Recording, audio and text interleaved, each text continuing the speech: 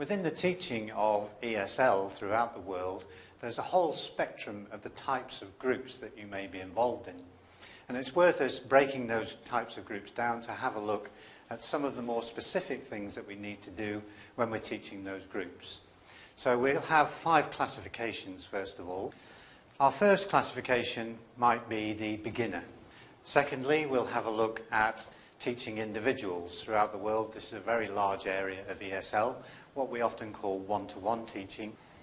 Our third category is going to be what we might call young learners, or teaching children. Another category is that of English for specific or special purposes, and perhaps the biggest group here may be the business English group. And finally, our final category is going to be based on the groups of monolingual or multilingual classes. So what we'll do is we'll take a look at each of those categories and see what particular things we specifically need to do for teaching those special groups. The first thing to bear in mind when we're looking at the category of beginners is that beginners can be of any age. So really what we should do is to break this category down into a number of subcategories. Our first group we may call the absolute beginner. We could have what are called false beginners. Another category may be the adult beginners, and therefore the category of young beginners. And our final one, beginners without the Roman alphabet. So just to quickly run over what these different types of beginners are, the absolute beginner, as the name implies, are those people with no language knowledge in that particular language. So they've never been taught it, and they've probably had no exposure to it either. This is different to the false beginner. The false beginner is at the beginner level, but they've had some exposure to the language. This could be that they were taught it a long time ago and they've now forgotten it all, or perhaps they've had some exposure to the language through tourism or even TV and radio. The adult and young beginners, obviously those categories are fairly self-explanatory. The only difference comes between where we recognise the young beginner to finish and the adult beginner to start. Typically we're looking at an age somewhere between 16 and 18 for the separation of those categories. The final one's the beginners without Roman alphabet. Obviously the types of lessons that we're going to be doing at the start of that course is going to have to include very simple structures such as the actual alphabet itself. Within all of those categories there are some general rules that we need to keep in mind whichever type of beginner we are teaching. Regardless of which type of beginner class you are teaching, here are our top 10 tips, if you like, for the teaching of beginners. The first thing is to keep it simple. You have to remember when teaching beginners that your language level has to be at the same level or at least slightly above theirs, otherwise they're not going to understand you. One of the ways in which we can reduce that language level down to its lowest possible value is to be visual rather than verbal. Certainly at the starter level, and within all levels in fact, visual information is a far easier way to transmit that information than trying to talk about it. What we also need to do as often as possible is to get those language learners talking. It's through the use of the language that they're going to learn it the quickest. One of the ways in which we can help to keep them talking is to often use questioning and repetition. So repetition drills for pronunciation and so on and so forth. Another thing that will help to keep them talking is to use pair work. Individuals working on their own have no real reason to talk to each other. What we want to do is to get them talking as much as possible, and by using pair work we maximise their opportunity for student-to-student interaction. Another thing, always try to be supportive and praise as often as possible. Praise will increase the student's confidence and will also get them used to the idea that when they give an answer, they can expect to be praised for that. Next thing, always respond to the individual needs of the students. At the starter level, or the beginner level particularly, there are going to be a whole range of individual needs that different students will have. Next, it's very, very important that you are patient. You cannot expect the students to pick up everything that you say immediately, so you need to be patient and you need to be prepared to cover material again. Next, what we need to do is to play lots of games. What interactive games will allow you to do is to get the students talking to each other as often as possible, and often that's in some form of realistic context by using a game. And finally, it is quite important that we don't overcorrect. Students' confidence can be brought down very quickly if we correct every single mistake that they make, and making mistakes is part of the learning process. So try only to correct where absolutely necessary. Our next category is that of individuals. As we mentioned, this is also known as teaching one-to-one. It forms a very large part of the ESL teaching market. Teaching one-to-one has some positives and negatives about it. Perhaps the main positive is that because you've only got that single student, you're only ever working at one level, so there's no chance of any mixed ability with one student. Perhaps the main potential negative point, if we're not careful, is that there is very little dynamic with only two people. That means that you as the teacher will quite often have to become involved in the actual lesson process itself. So here are a few ideas just to bear in mind when you are teaching one-to-one. Firstly, because you only have one student, it is quite important that before you actually start the course, you do some form of needs analysis. There's an example of a needs analysis in your unit, and if you have a look at that, you'll see that the idea is to find out what the student already knows, what they are going to need to know from their English learning programme, and then you can then, from that needs analysis, start to create a syllabus. Another thing with teaching one-to-one is that it's quite important that you concentrate your teaching on their interests. There is a potential with only one student for it to become quite boring, so if you focus your teaching around the areas that you know they're interested in, that will help to keep your lessons exciting. Also, despite what the student may think that they need, it is important that you cover all of the skills. They may want to try to avoid listening skills, but it's important for you as the teacher to make sure that they get an equal coverage of all four skills. With there only being one person, it's also very important that you vary your activities as often as possible. And within that, we may even say to vary your approach, not only your activities. So the way in which you try to teach should be varied as often as possible to try to keep it fresh. Next category is that of the young learners, and we'll take that as being anywhere between the age of 2.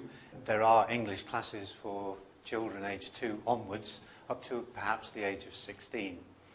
One thing about young learners is that they tend, usually at least, to be self-motivated and enthusiastic, and they can keep up their self-esteem through a number of different things. So try to bear in mind when you're teaching young learners that you want to constantly praise them.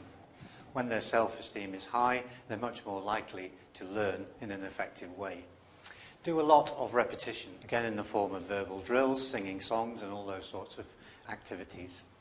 Make sure that your speech is slow and simple. There is little point with our younger learners in using language that they don't even know in their own native language, so try to keep your language as simple as possible.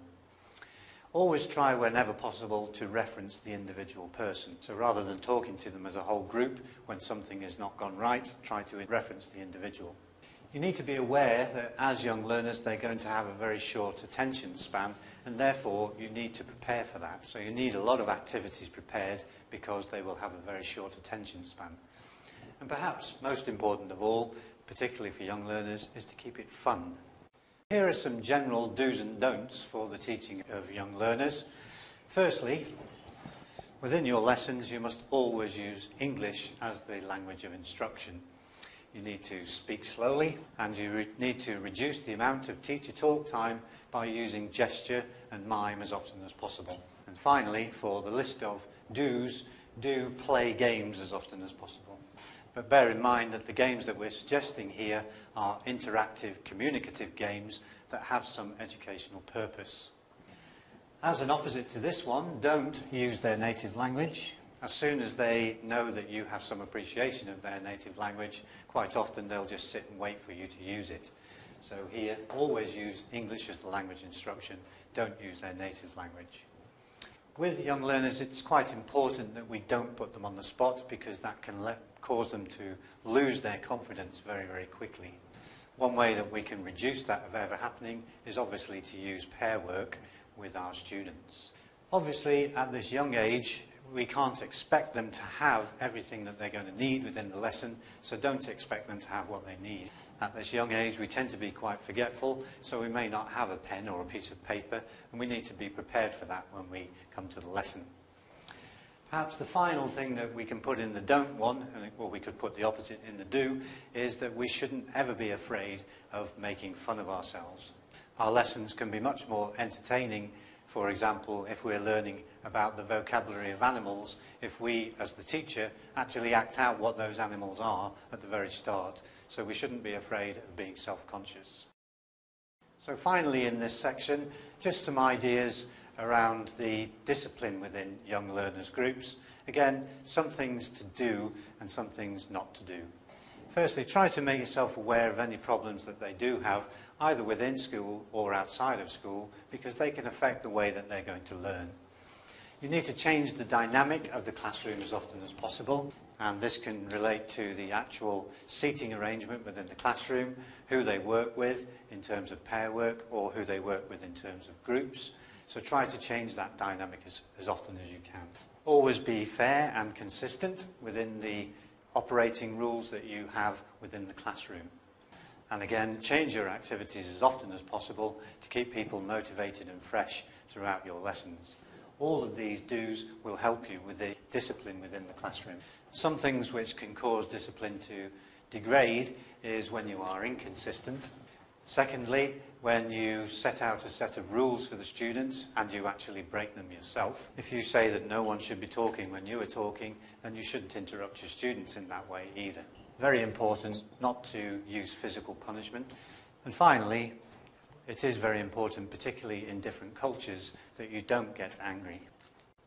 The next category is that of English for specific purposes, and perhaps the main subcategory here is that of teaching business English. The first thing to say here is that many teachers worry that they're not going to be able to teach business English because they don't know anything about business. This is actually a misconception. If you think about it, 90% of the language used within any business English context is going to be the same as within general English. Obviously, within a business context, there's going to be certain words that are relevant to that particular context, but those will be very few and far in between. Also remember that you're not there to teach them about business. They already know that. What you are there for is to teach them English. Within the business English setting, there are often different types of ways in which they can be taught. So, as with general English, within business English, we can also have the individual learner or the one-to-one.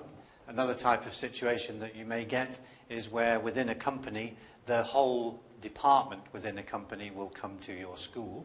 Or the final type of situation that you may get is that you will be invited by the company to teach in the company itself. So within each of those settings, there are a number of common factors that we need to consider when teaching business English.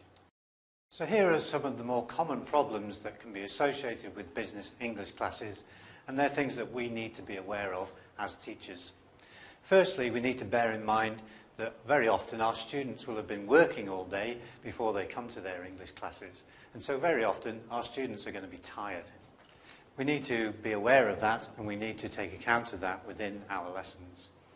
Secondly, if the students come to us from a particular department, which is very often used, the whole department comes across for their English lesson at once, then it's very unlikely that all the students within that department are going to be at the same level. So we need to be prepared for mixed ability classes. Obviously, we cannot present the same information in exactly the same way to all of those students if it's a mixed ability class. So we have to make considerations such as differentiated activities that have varying levels within them. Another thing you need to be aware of is that students will not always be able to attend your lessons. So it could be that they have another meeting somewhere else within the company, or they're off visiting clients somewhere else, and so their attendance could well be erratic. And finally, for your business English classes, do be aware that they're going to have different motivations for being there. If the company has decided that all of their employees will have to learn English up to a certain level, there may well be students in that class who don't really want to be learning English. So you have to be aware that they are going to have different motivations. It is very important in that situation, therefore, to find out what these people are interested in, what they're going to be using their English for, find out something about the jobs that they actually do, and try to tailor your teaching to make it as specific as possible. Regardless of which particular business English setting you find yourself teaching in, here's a typical process that we would recommend that you go through before you actually start teaching your course. So to start with, it's very important that you level test each member of your group, and from that level test you can put them into the different categories. Within those categories themselves, you then need to do a needs analysis, and the needs analysis will tell you what type of information they're going to need to know by the end of your course. They're an example of both a level test and a needs analysis within your course units. It's very often next if you get your group together, first of all, and do a group needs negotiation. So you and your group discuss what it is that they need to get out of your course, what it is they're expecting your course to teach them, and you can try to guide them along the lines of where your syllabus is actually going to show to take them. Once you've done those three things, you're then in a position to plan out your syllabus. Regardless of the length of the course, we would suggest that you don't take that planning of the progression of the syllabus too far initially, but that you find out whether the methodology that you're using and the types of lessons that you've created is actually working. If everything seems to be okay, then you can continue to plan that syllabus. Once that has been done and you've done some teaching, it's very important to do some testing and evaluation at various parts of your course. So at various stages you need to do some progress tests. By the time your course is finished, it's also very important that you do some form of post-course evaluation. You need to know from the students, and the students are going to be the best judges of the information that you've been able to pass over to them, what do they think your course was about, and what do they think needs to be changed. That can then help the next set of people who come in to do that course. So now for our business English setting, let's consider some do's and don'ts within those settings. Firstly, you're not going to know everything about their particular business, and you could actually use your ignorance of that to your advantage. So if you're teaching a group of banking employees, you may not know about the particular areas of work that they do, and use that to their advantage. So when they're using terms that are used within the banking system, then you can say, I'm sorry, I don't understand, can you explain that to me? So they're actually getting more language practice. It's very useful as well to find out what they actually do in their jobs. So perhaps ask the employer if you can actually shadow your clients and go around and see what they actually do.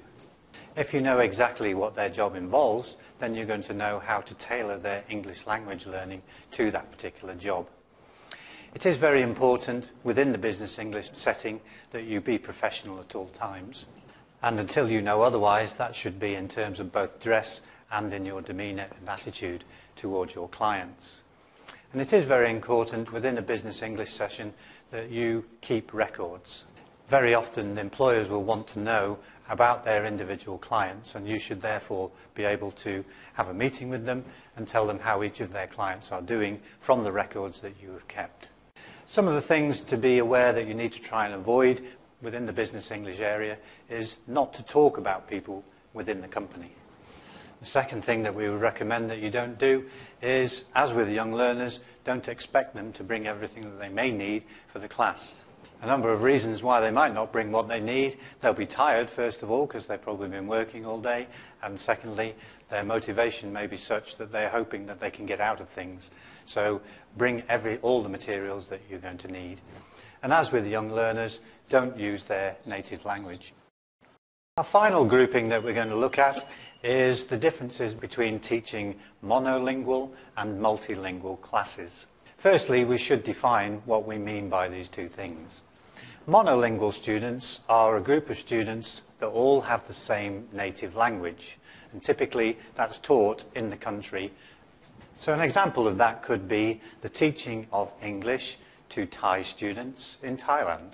The chances are that the vast majority of your class will all speak Thai, so they all have the same L1. The difference with a multilingual class is that the students will have a range of first languages. So they have different L1s. An example there may be the teaching of English to a group of students in an English-speaking country, for example, in England. Whether your class is monolingual or multilingual, it brings with it a range of advantages and disadvantages. So let's have a look at what some of those could be. So let's have a run through the advantages, first of all, for the monolingual and the multilingual classes. For a monolingual class, because they all come from the same country and speak the same language, they're going to have some common difficulties. This is an advantage to as the teacher because we can work on those common difficulties with the whole class. Secondly, because they're all from the same country, they will be culturally similar. And finally, another advantage with the monolingual class is that they can actually help each other in their native language. What potential disadvantages are there with having a monolingual class? Well, secondly, they can help each other in their L1, and whilst this may be okay at the lower levels, say up to pre-intermediate, and in fact it can often actually be more effective to allow them to do so, at the higher levels we should be discouraging that. So the fact that they are able to talk to each other in their L1, we should try and discourage that at the higher levels. Secondly, they will have less natural exposure to L2 as a monolingual class. If you remember, we said an example of a monolingual class was teaching English to Thai students in Thailand. They're going to have less natural exposure to the English language in Thailand than they would in England. So, what about the multilingual class? What are some of the advantages of teaching those?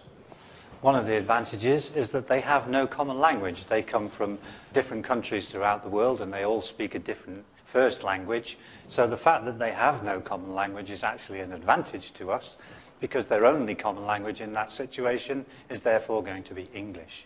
Another advantage of a multilingual class, because they come from different countries throughout the world, they will have a large variety of experiences, and those experiences can be used within our classroom. Another advantage that the multilingual class will have is because they're learning the language in an English-speaking country, they are going to have more exposure to that English language. Some of the disadvantages, well, here we have the fact that they have common difficulties. Within the multilingual class, it's a disadvantage. So some students may find some concepts very easy because it's closer to their native language than others, and therefore there are no common difficulties. So we may be having to explain to a particular type of student from a particular country about certain things that the whole class is okay with. And finally, one potential disadvantage if we're not careful is that because they come from different ethnic backgrounds, we need to be very, very careful to be culturally aware of what we're doing within the classroom.